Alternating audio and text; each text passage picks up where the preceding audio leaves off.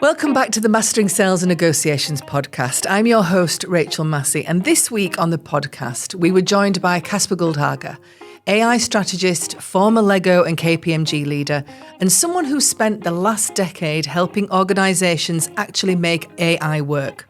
Casper cut through the hype around AI in sales and shared what really drives adoption. From leadership behaviour and daily discipline to why most salespeople give up on AI far too soon. We explored where AI genuinely adds value, where human skills still matter most, and how structured approaches like Spin help salespeople get far more from the technology. If you're trying to turn AI from an experiment into real commercial impact, then this one's for you. So let's dive in.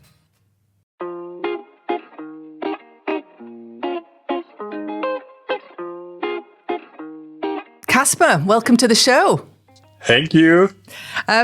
So it looks like you spent the last 10 years working in AI consulting, sort of from LEGO to KPMG, and you're now running your own ventures. So can you talk us through that journey and what led you to focus on sort of AI adoption rather than just the technology? Yeah.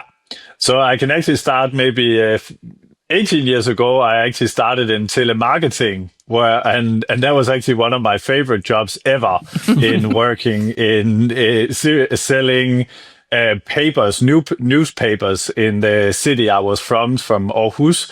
And I super loved that. And actually already back then, I started looking into practicing my speaking or my selling pitch to just simple voice and listening to it again and again. But there was a super interest in using AI in the way I worked. And then, I started in LEGO when I was midway in my university. And I actually think one of the biggest learnings there was that technology worked, but people worked against it or were often saying, but I could have done this small part better, but it would have taken me a month and stuff, like really challenging. And because if there was just small stuff that the technology was not doing.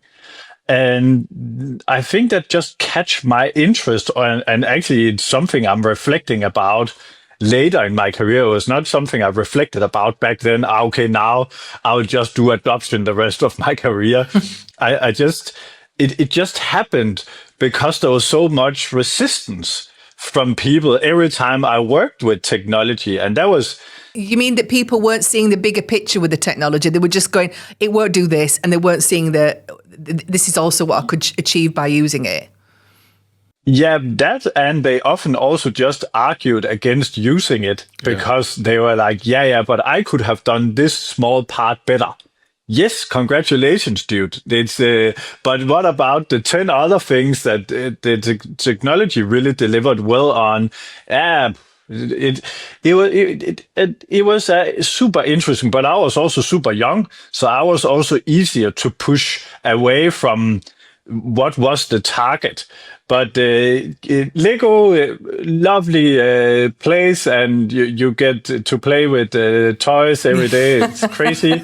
But anyway, there was there was a lot of my friends moving to Copenhagen, and I also wanted to move. And then I started applying for some management consulting roles.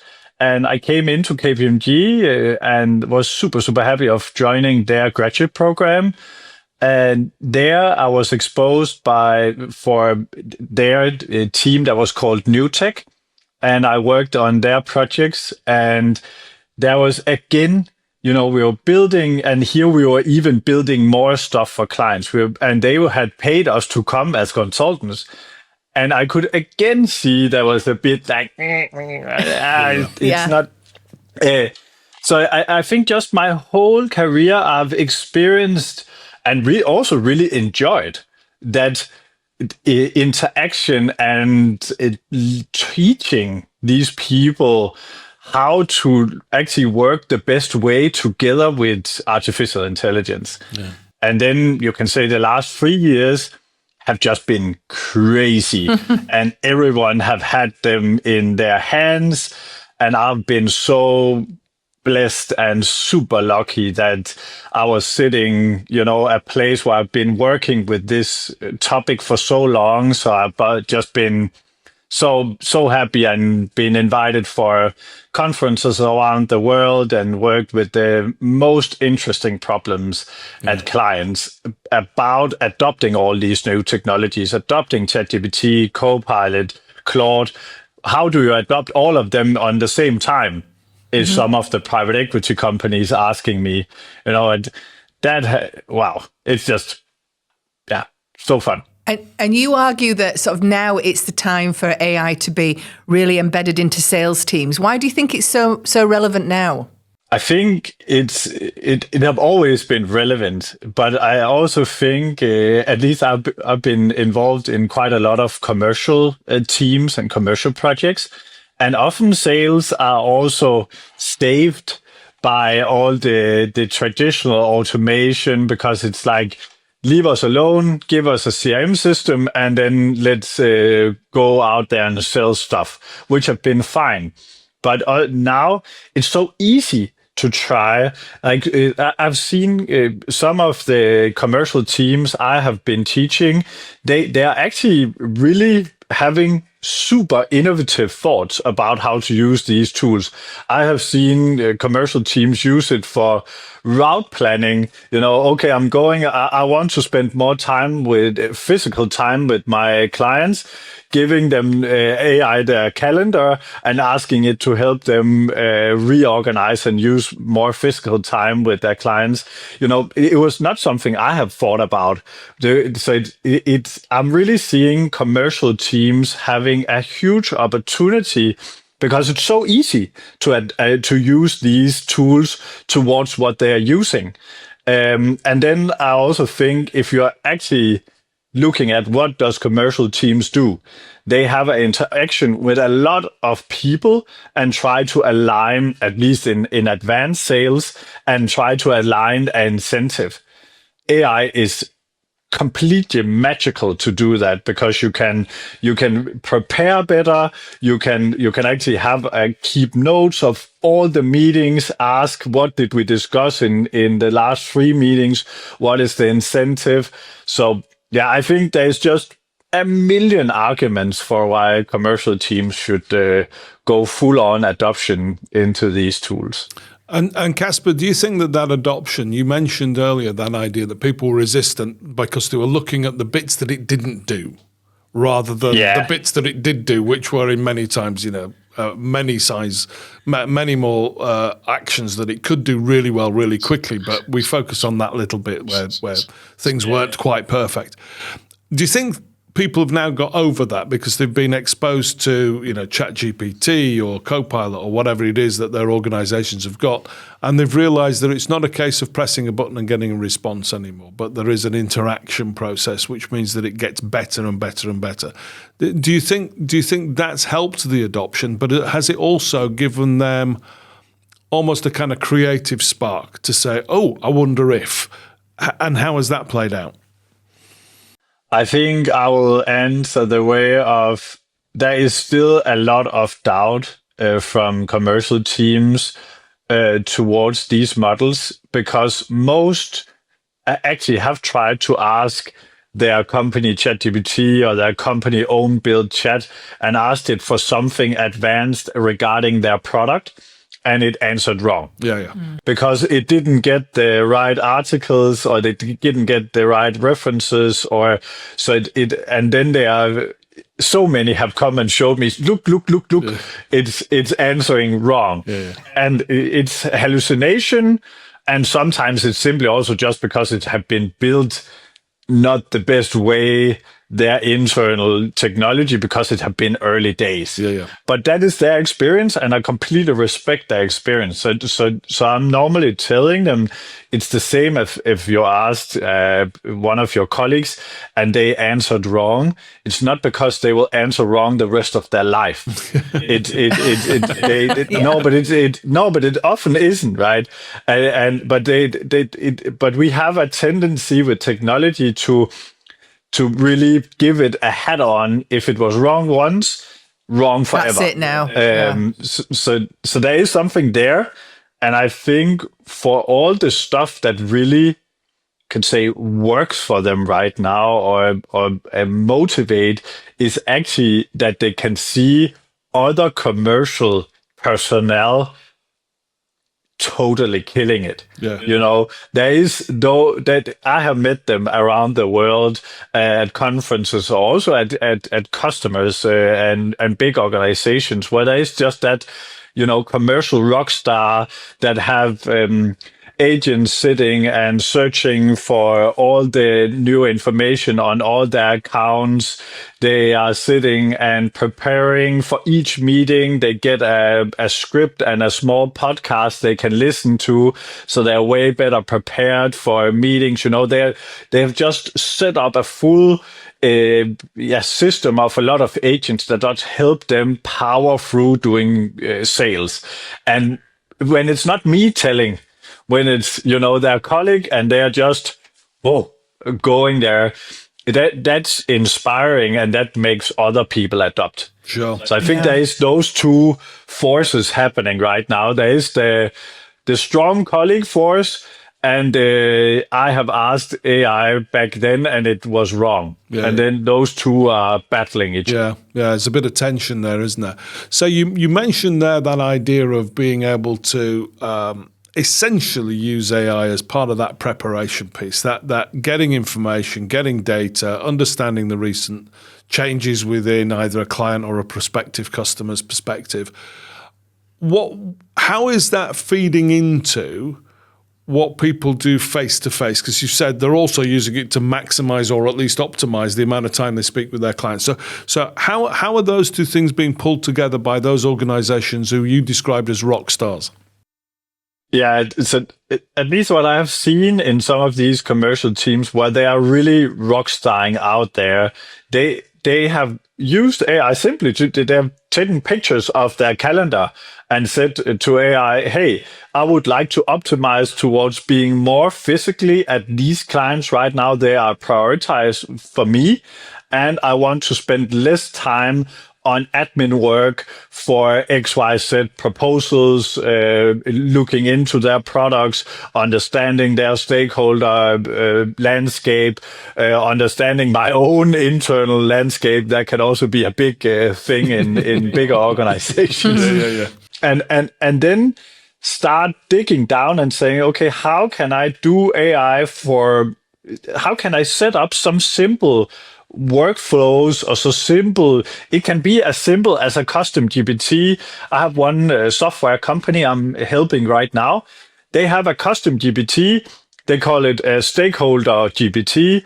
It's a small solution you can build inside ChatGPT. You give it instructions. So, and in this case, they said to this stakeholder GPT, you are a stakeholder GPT. You are representing all our 15 key stakeholders on this account. Then they did deep research on all those 15 key stakeholders who was on their account, fed that data into the model. And now they actually have a place where they can simulate meetings. They can ask it for, okay, what would the incentive if we are trying to bring in these new parts of our product? What would be the people that will say against it? Who will be maybe a bit for our suggestions, and how do we manage that? So really simulating their account. And it's a super simple technology solution. Everyone can set it up. It's 6-7 steps, but it's super powerful for them as a group. I think those rock stars that does it inspire the others, because it's not because they have spent so much time. So it looks like then in that case that they've taken the technology, and it's not AI as a technology tool. It's almost moving into that being a behavioral tool, because you're actually using it to get better at something that you need to do as a human. Precise. I love that you're saying that, because I really reflect a lot about, because a lot of people also ask me, what is the value of AI? And I'm often asking them, what are you doing that is valuable today? okay, let's try to figure out how AI can help you do that more, better, faster, because that is often the answer. Yeah. So, yeah. Yeah. It gets down to some fairly basic things, doesn't it? You know, one of the things that I talk about a lot with our clients is quality, quantity, cost, or time. It's like, where are you moving those 4 levers? And if you can do it better, you do more of it in the same resource. If you can reduce the cost, if you can do it quicker, then you're getting benefit in some ways.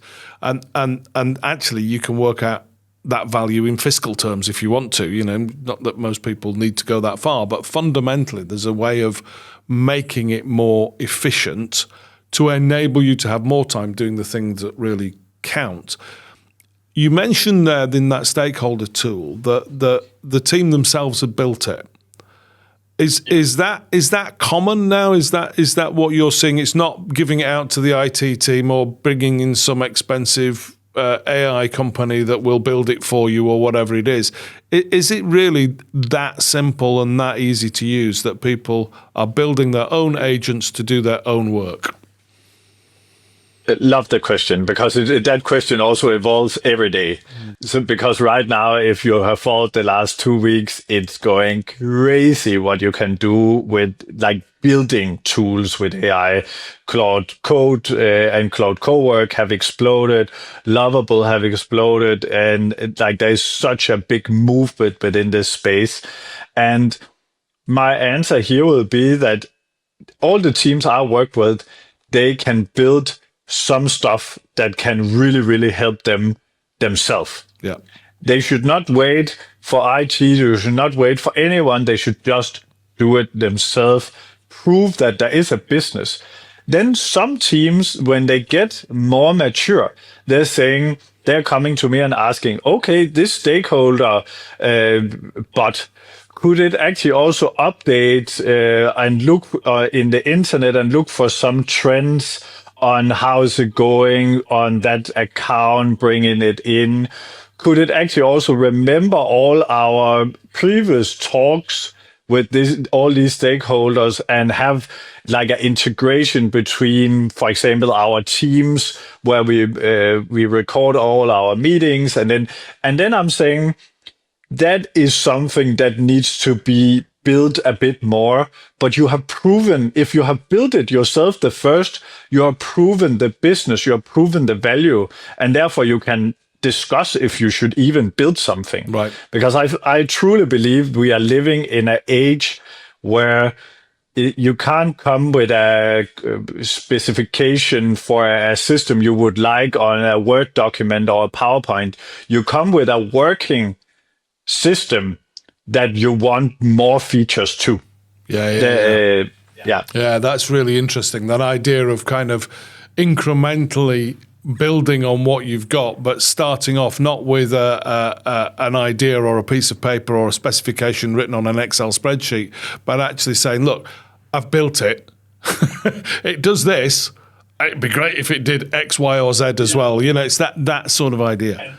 And it's precisely that. And that is also what I see. The most mature sales organizations I'm working with, they work like that. Yeah. They have tested all these small ideas themselves, and they have had all those 10, 20, 50 iterations making it better themselves.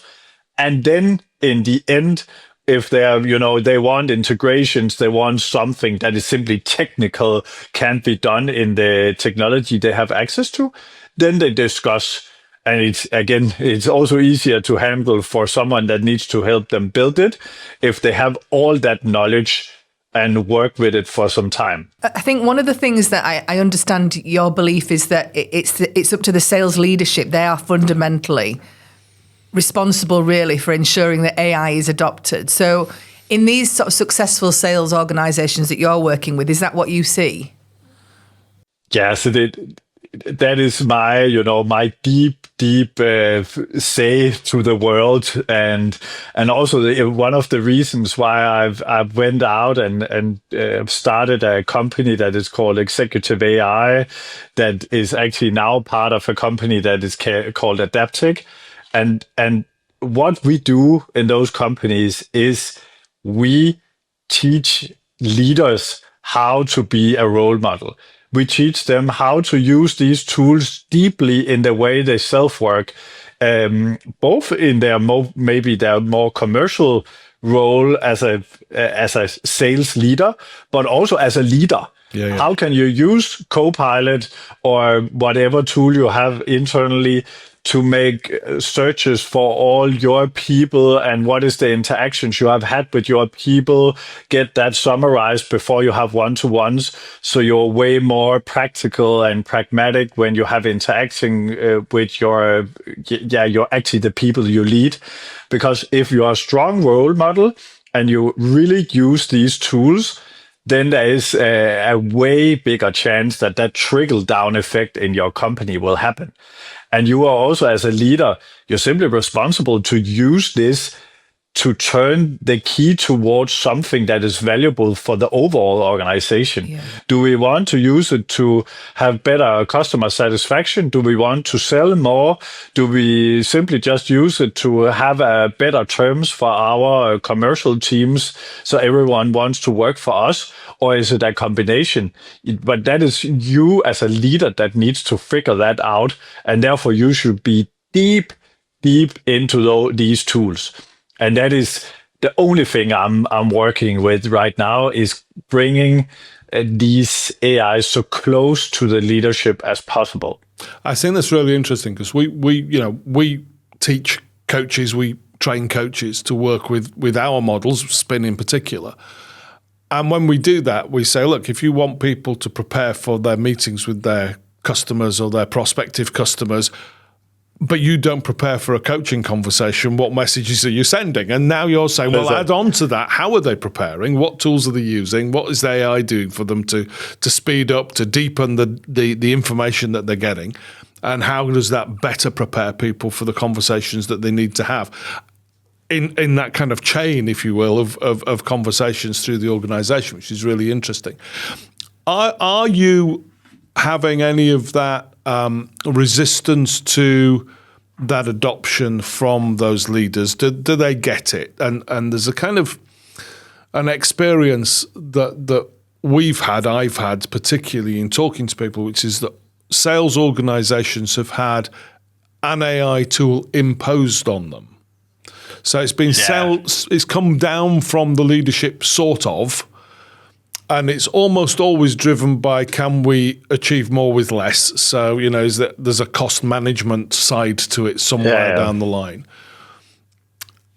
Has that now gone, or is that now going? And are leaders really embracing the idea of, well, look, I've built this tool which helps me do my bit of the job, and I strongly recommend and can act and support you in building a tool which will help you do your bit of the job more effectively and more efficiently? So if you look at a lot of the big surveys out there, there is a higher adoption in the leadership than there is in the general public so that is a fact. But if you look from a practical point of view, where I'm coming from, and with all the leadership teams I'm working with, they have used it and they understand it on some level, because they have had this discussion the last 3 years about what should we do about these tools. And often it have been a checkmark thing. It have been, let's buy a system and then push it towards the organization and then say, let's go. That was done. Or they built some internal tool and then pushed it and then said check mark. But this is an ongoing process. And sorry to say, but I think it's an ongoing process for many, many years from now, because everything just changed every year. So I think that leaders should be way more active in using these tools on a general basis, working with it and using themselves as role models to show and to demo towards the rest of the organizations, to create the trickle-down effects, to create. A lot of people still sit and think, am I allowed to use it? So and having that stamp from the leadership that I'm using it, and I'm using it a lot. just creates a lot of positive effects in a company. And then I think, because your question was also a bit towards what is it companies want to use AI for? Yeah. And of course, nearly all, they always say, okay, let's do more with less, as you said. But I have a feeling that more companies also start thinking about that AI can maybe completely change the way the company deliver value. So it's simply just that changing their business model or completely changing the way they work within different areas of their organization. And that is a way bigger leap. And of course, also means way bigger work. And and the ones that does it, maybe they will just be 10, 15 x the others, and then they will be super hard to catch. Yeah. And that's really interesting. What do you think? And just thinking about that particularly from a commercial perspective, what's the really kind of astonishing or brilliant examples that you've seen with those organizations where they've taken that trickle-down approach, they've got people using AI to solve problems? Give me an example of something that people have done where you go, okay, that's really good. I've seen a lot of AI. That's a really good example. What's the sort of stuff that people have been able to do? I think that what companies, at least, what they say, this is great, is actually often okay, simple. And that is often how it is with stuff that works. But I think it is a leadership that actually really have shown, okay, we are using this to understand our competition.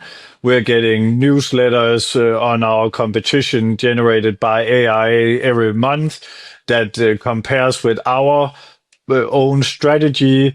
It looks into our sales numbers, and then it digs down into all the external numbers it can find, and then it gives some signals on it. So it gives like all those decision points that people can use, but they are just strong and they are consistent. It's something that happens every day over a very long time, which means that the people get to trust the system and they are willing to act based on it. I think that is on the leadership.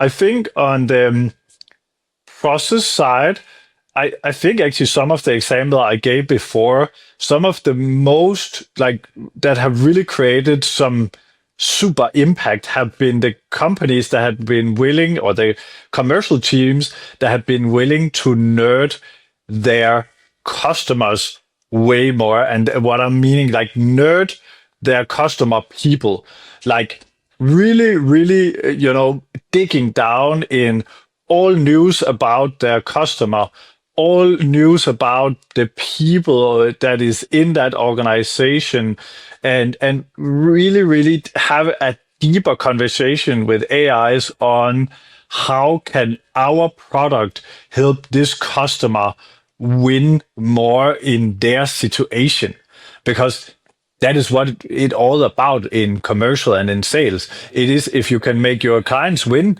then they would often like to buy more. Yeah. I think that's interesting, because I think people tend to think of AI and the research as this big picture thing. But what you're saying is, get really deep into the detail, get it very, very specific. Mm-hmm. Yeah.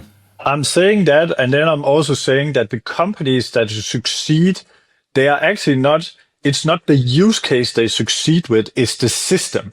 It's the system of that the leaders use it, and they are good at showcasing the rest of the organization.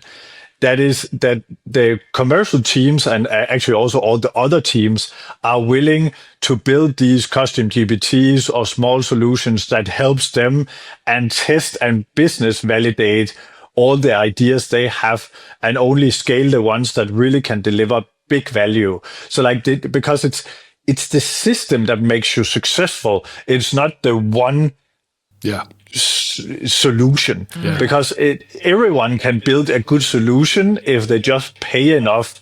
But making your company really structured, the way they actually work around AI is the big thing. So now. there's an ecosystem at work there. Now, I really like that idea of the cadence of use builds both opportunity and capability. So there's a trust thing, there's a kind of, okay, I get this now, but there's also, it could also do this. And because you're immersed in the ecosystem, it opens all of those possibilities and gets people thinking in a different way about what might be what they and the systems that they have around them might be capable of. I think that's fascinating. If you were to advise an organization which is currently sort of interested in, but they've not really got engaged with AI yet. They've not done a lot. Maybe they've got a corporate license to Microsoft Copilot and permission to use, but that's as far as they've gone. Okay, so what would you advise them to start with if they wanted to start getting some real value from using what is a kind of transformational tool? I often use a simple target, and that is 100-10-10, and that is 100% adoption on your leadership. So they should all use the tools and be able to explain and be role models.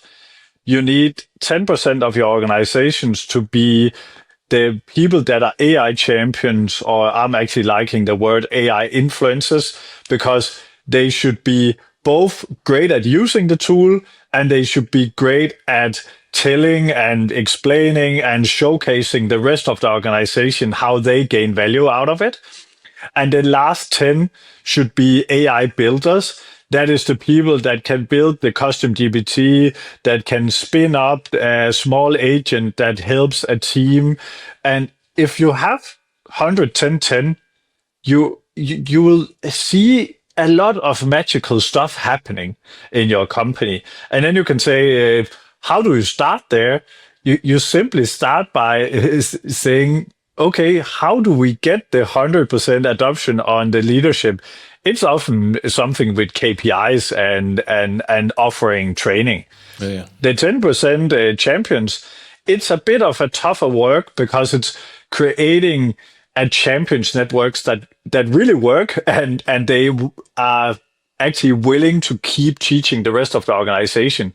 It's a lot about setting up the right communities, giving them, but it's, you have not heard me say anything about technology because all this can be done in Copilot. Yeah. All of and if you're maturing a bit more up as an organization and your organization scream for having access to more tools, maybe just give it. It's not but let the organization prove the value with the 110-10 system. That I would recommend. That's really useful. So just for sort of information, you're touching there on what is sort of known as agentic AI. Can you explain what we mean by that?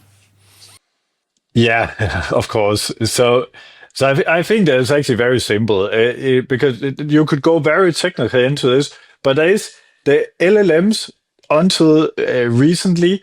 What they did for you was that they gave you advice.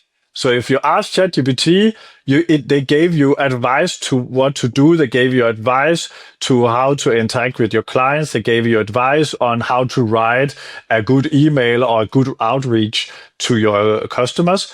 What the agentic AIs do now, they can act. They can do something for you. They can go out and trawl a lot of different websites trying to find leads. They can put them into an Excel sheet. They can start booking it in your calendar to look into it. So they can act the base on you. And you can also ask many agents to work together on a bigger tasks.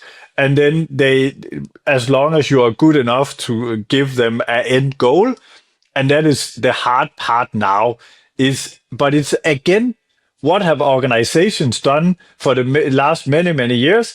They have made people work together towards some goals. Now we need to make people and agents work together towards some goals. So agentic is doing and all the other models is advising and giving you good ideas or answers. That's really interesting. I mean, if you think about what that's doing now, and if I think about what I was doing maybe just 2 years ago, I mean, it's so different now. Where do you think salespeople or commercial organisations, what will they be, 3 to 5 years' time now? What does it look like? When I reflected about this, because I get the question quite often, and I think it's a lot about when you look at your calendar. I look at my calendar every week, and I have a lot of different AIs that challenge my calendar, that say, okay, how should you use your time and stuff like that. So I'm really very aware of how I use my time. And I think in the future, we will spend more time on stuff that we find interesting. So in 3 to 5 years, a commercial or sales role, if they look at their calendar today and they took a pen and said, okay, what as I like the most here, then they would do more of that, and the stuff they like less, they would do less of, because that is how actually at least most people I've seen work with AI. They are good at amplifying, nerding, doing more of what they like and where they are really, or where they are good as persons, and they try to delegate and move away the stuff that they are not good at. Yeah. So more chatting to customers, less completing your CRM. That is a different way of saying it, but and, you know, from my time back in KPMG, that I also remember, you know, that there was quite a lot of time on not being together with the client, and I think less CRM, more client time. Yeah, absolutely. If you were to think back when you first got involved in as a junior consultant within new tech in KPMG, if you were speaking to somebody who's in that position now within either a consultancy organization or within an organization, but they got access to some of this kit, what would you say? Do this. This is the thing that you should do now, which will help you in the future. What would that be? I think regarding what everyone should do now is getting so familiar with these tools and figure out how they can deliver value with them and how they love to deliver value with them, because it's so different. I've seen people that are super great graphical and like that mindset of how things should look and like look and feel and branding and stuff like that. They can be amplified in that. And people that are super great at building like code and stuff, like they can be super great at that. So I think a lot of us should reflect more about what is it that we really, really love and enjoy. Yeah. And we have maybe been told for many years that you also just need to make a lot of money and have a dog and some kids and that is also true, but it's like, what is it that makes you valuable? And then there is and the reason why I stopped in KPMG and went out and did my own is because I'm totally out now and using all my time I can on teaching, because teaching, there will be so many years where this will be a skill to learn. You can just like, I'm spending all my time, not all my time, but I'm spending so many, like maybe 2 days a week on practicing new AI tools. And that is also advice to young people that seriously go spend a lot of time practicing with these tools, because there is one, you know, all these rules, 10,000 hours rules or 66 days to create a habit or whatever. I think all of them somehow apply, and there is so much to do here. And I think we will see so much, like there will be so many models around how do we become great at using these tools, and then we will also see the opposite. We will see more Amish cities where people will say, I'm out of here. I'm away from that altogether. A lot of that is music to our behavioural ears, isn't it? I think one of the things that, to summarise some of the stuff which I've picked up from this conversation is just say, if you want really good AI agents, give agency to the people who are going to build them. And I think that idea of it actually being kind of transferred down, if people don't have that level of control to be able to say, actually, this thing really hacks me off. I spend way too much time doing this thing. I'd rather do none of it at all. I recognise it's necessary, but I don't want to be the one doing it. How do I offload that into AI and all the rest of it? And I'm really good at this. How do I do more of that? I think that giving people that level of control for many organisations, whenever they approach a technology solution, and it is still seen that way as a technology solution, that's completely the opposite of what they do, which is they start with, here's a technology solution, do it, and you have to fill in more boxes within this bureaucracy that we've now created, rather than flipping it on its head and go, what do you want to do more of? It's brilliant. But I have just a last comment. I also think we will see organizations change. So the company I went out and being a co-founder of now, it's called Adaptig, and that is actually built more for freelancers that will work together as a community to train and to deliver these capabilities to clients. But it's a different, like, they have access to a big AI system that will help them be the best in their job, but they will not be asked to fill in a lot of stuff. They will not be like all those, I don't know how I should call it, traditional or bureaucracy ways of working. I think they will disappear because it's not needed. And there will be new organizational forms that will be designed from the start without that at all. That's interesting. Yeah, I mean, that's quite scary for a lot of organizations. It's quite scary if you've been around for a long time. Just sort of a last question from me, Casper, just about you, sort of you personally, because you've taken some quite big risks, really. So from startups that didn't work out quite well, and then you've sort of launched in your own business that you've talked about now. So what have those experiences sort of taught you about commercial excellence and resilience, really?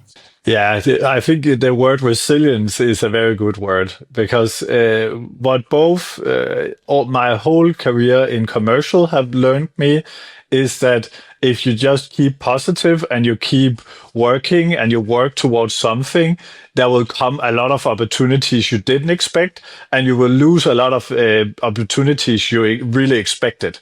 Because I have tried in my whole career, I thought, I've had the big sale, it's nearly there, and then the CFO or the CEO is getting changed by the board, and they stop answering you, and you're sitting having, the feeling in your stomach, you are like, what do I do? And then a month later, that comes someone calling you saying, hey, I heard you at this conference a month ago and you had super good energy. Can we buy for more or less the same amount as the one you worked for half a year and you lost badly? I think, so keeping the positive mindset, it had, for me, been the game changer in everything. And that have been, I've tried to start a paddle center in Bali, paddle tennis. It went super bad and lost a lot of money, very funny.